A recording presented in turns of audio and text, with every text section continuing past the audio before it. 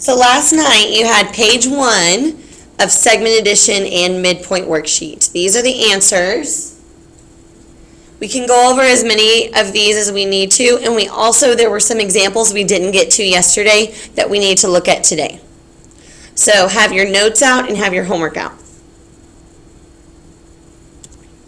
So the ones that have a QR code next to them, I'm not going to ever work those in class because you can QR code it. Yes, you can scan it with your phone, but let's pretend you don't have a smartphone. That's fine.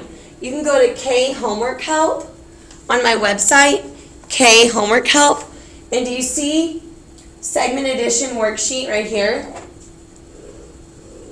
I already worked number 10 and number 11. So I already have a video of myself working those two. So I do expect you at home to watch those if you don't understand the ones that I made videos of, okay? So that's going to be an expectation from now on, is to watch the ones that have videos at home if you don't get it. If you get it, you're not going to watch it, right? But I'm not going to work those in class, okay? Starting with number 2.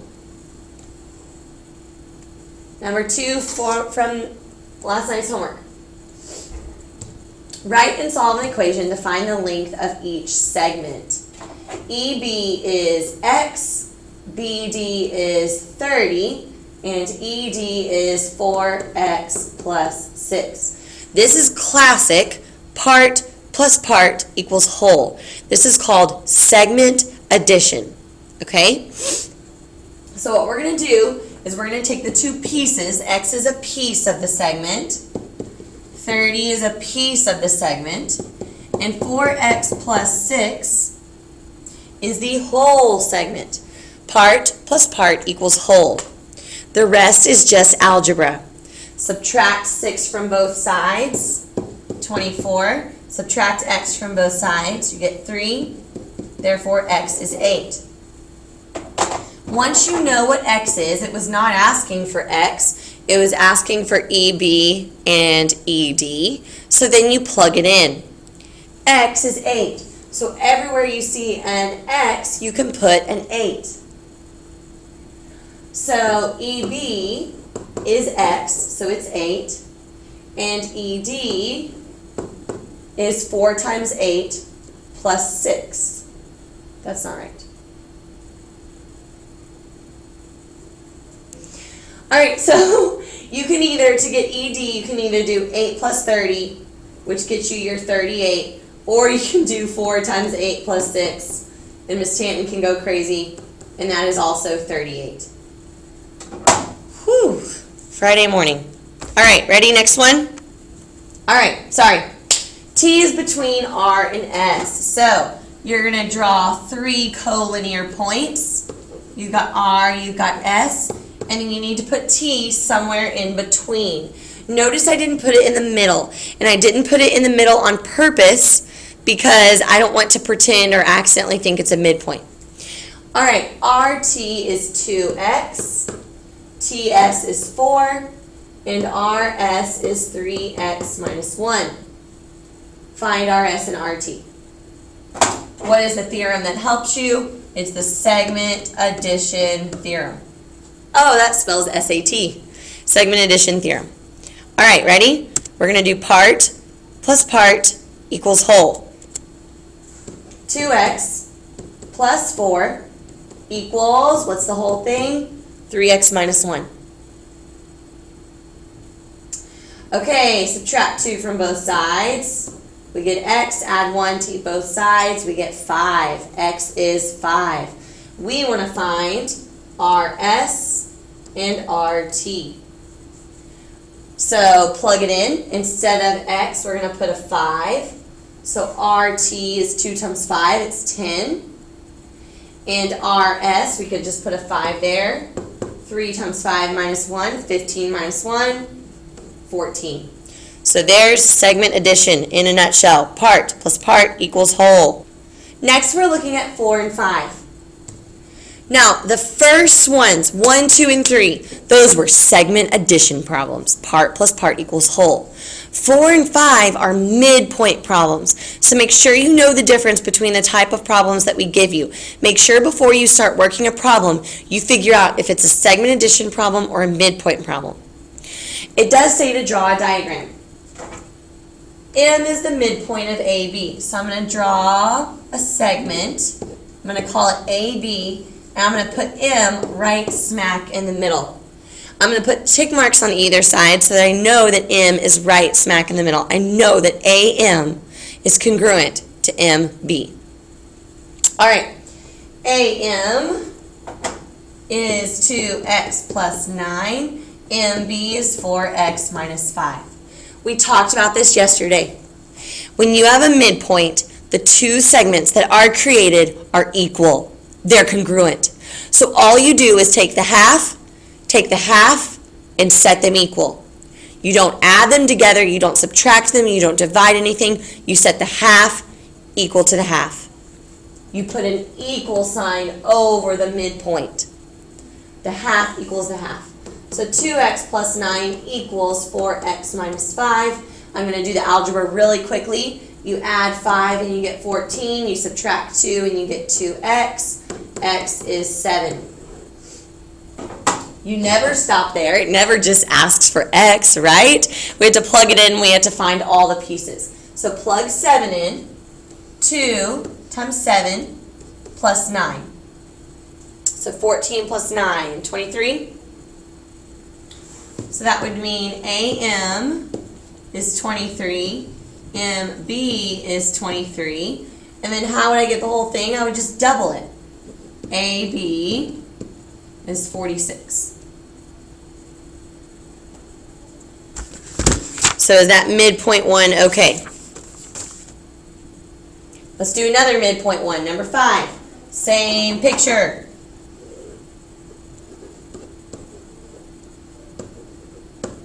Same picture. What did I give you this time? I gave you AM, 2x squared plus 16. Ooh. And I gave you AB, 6x squared. Now that is different. I gave you a half and I gave you a whole. In this case, we would not set those two equal. So you can't get used to just doing the same operation every time. You have to look at what you're given. Okay? Now, we have two options. Every time we have two options. You can set the half equal to half of the whole. So you can take the whole and you can divide it by 2. Or you can take the half and you can double it. So in other words, your two options are you can set half equal to the half, or you can set the whole equal to the whole. And it's up to you. What I normally do is I look at the whole and I look and see if it's divisible by 2. Is 6x squared divisible by 2? Yes. Therefore, I think it would be easier to work with smaller numbers. Don't you think so?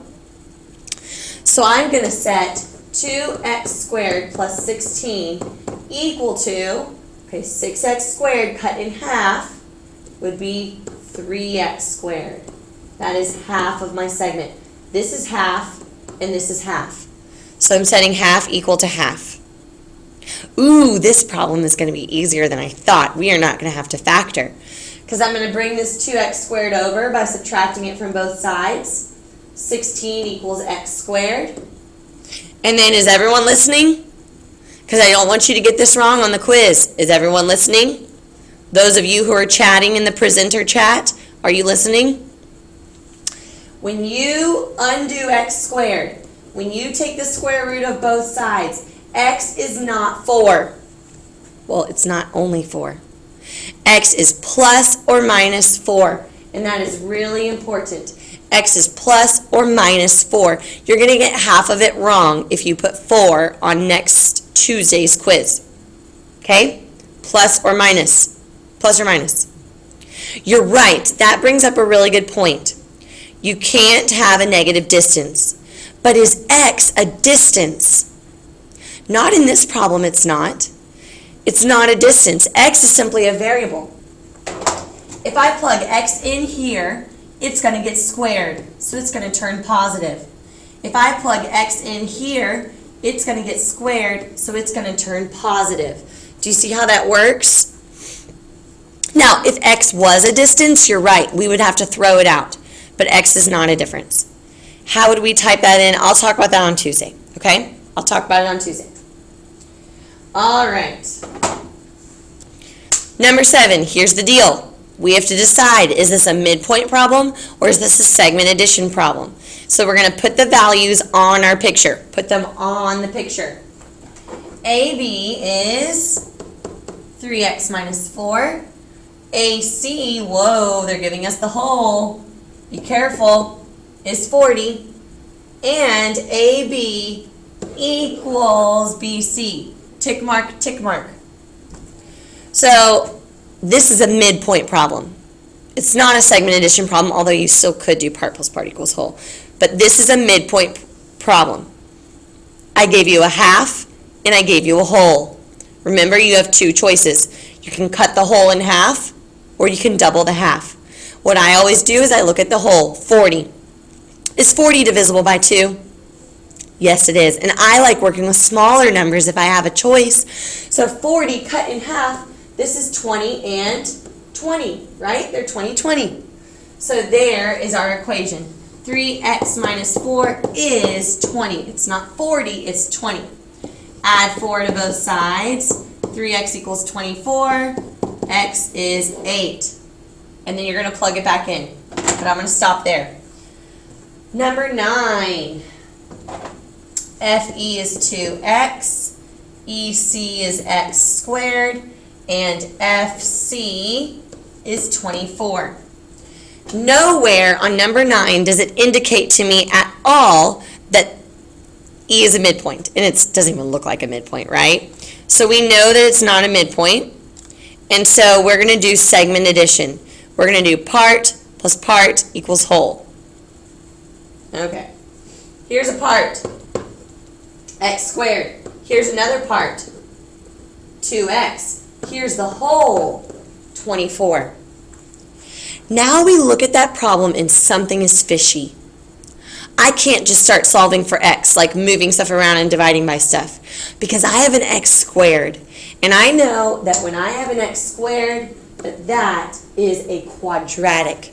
It's not linear. And I know that when I have a quadratic and I have an x term, a middle term, I have to factor. That's what we do in this class when we have quadratics. That's how we solve. We factor them. So the first step to factoring is always set it equal to 0. Set it equal to 0, set it equal to 0. Boom, step 1. Step 2, parentheses. Step 3, go off to the side and brainstorm things that multiply to get 24. 8 times 3, 6 times 4, 12 times 2. Cool.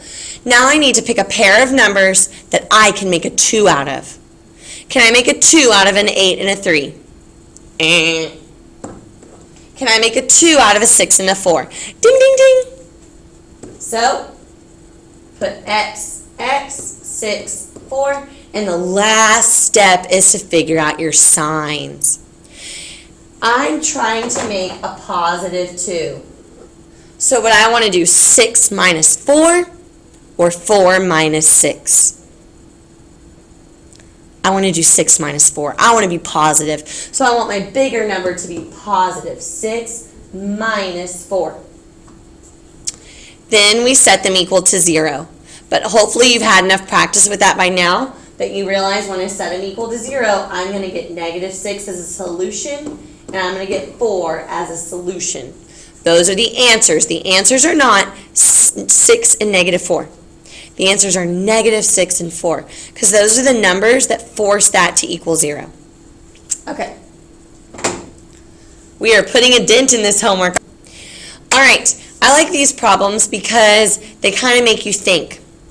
We are not going to assume S is the midpoint, so we're not going to put tick marks. But it could be a midpoint, but we don't know if it's a midpoint.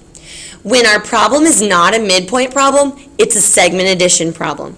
So we're going to treat these like segment addition problems. So look at number 12. PQ is 36. You have to mark it. If you're not marking your pictures, then you're going to have a tougher time. PS is 4B plus 2, and SQ is 6B minus 6. The B kind of looks like a 6. That's hard. We're going to do part plus part equals whole. Then we're going to get B, and we're going to plug it in, and we're going to determine if S really was a midpoint or not. Okay, ready? Part plus part equals whole. Combine like terms. 10B, that's a 10. 10B minus 4 equals 36. Add 4 to both sides. 10B equals 40. B is 4. So now we plug it in. 4 times 4 plus 2. That's 18. 6 times 4 minus 6. Whoa, that's 18. 18 equals 18. Therefore, is S the midpoint? S is the midpoint. Because when we plugged it in, we got 18 equals 18. You're right, I didn't assume it was a midpoint. I did segment addition as if it wasn't a midpoint. I did segment addition, then I took my answer and I plugged it in. Do not assume it's the midpoint. Okay, let's do the next one. The last one, in fact. PQ is 72. PS is 5. H plus 3. And SQ is 8H minus 9. Same story, different lyrics. Ready? Part plus part equals whole. Combine like terms. 13H minus 6 equals 72. Add 6 to both sides. 13H equals 78. Divide by 13. H is 6. We still don't know the answer yet. We need to plug it in. 5 times 6 plus 3. So that would be 33. And 8 times 6 minus 9. That would be 39. Is S a midpoint this time? No, because 33 doesn't equal 39. So that's why that one is.